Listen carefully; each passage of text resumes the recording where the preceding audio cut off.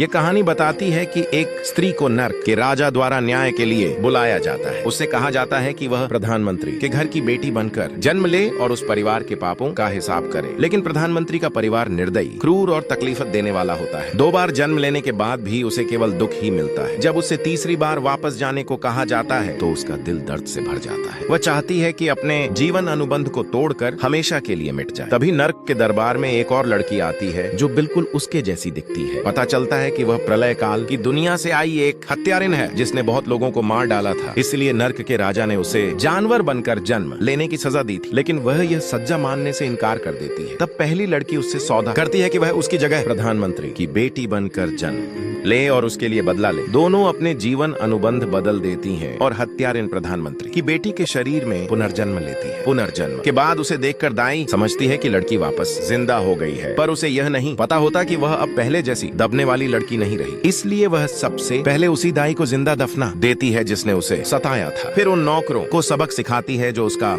मजाक उड़ाते थे और पूरे प्रधानमंत्री परिवार को कड़ी चेतावनी देती है कि जो उसे दुख देगा वह पूरे परिवार को रुला देगी। इसके बावजूद परिवार उसे तंग करने के लिए एक जर्जर कमरे में रहने में देता है, लेकिन वह गुस्सा नहीं होती क्योंकि उसे पता है कि इसी घर में रहकर बदला लेने के बहुत मौके मिलेंगे। अगले दिन वह अपनी दासी के साथ जुआ घर जाती है और बहुत सारा पैसा जीत लेती है। जल्द ही उसका जलनखोर भाई उसे सबक सिखाने आता है, लेकिन अब वह पहले जैसी कमजोर नहीं। वह उसे इतनी जोर से लात मारती है कि वह बहुत दूर जाकर गिर पड़ता है। जब उसे पता चलता है कि उसका भाई जल्द ही युद्ध कला की सम्राट परीक्षा देने वाला है तो वह उसका पैर तोड़ देती है और बेपरवाही से वहाँ से चली जाती है। तभी वहाँ जांच के लिए आया एक राजकुमार उससे मिलता है। वह उसकी बदले की आग भरी शख्सियत से इतना प्रभावित हो जाता है कि कहता है सिर्फ ऐसी स्त्री ही मेरी राजकुमारी बनने के लायक है। लेकिन लड़की उसे ऊपर से नीचे तक देखकर बस इतना पूछती है, क्या मैं तुम्हें जानती हूँ?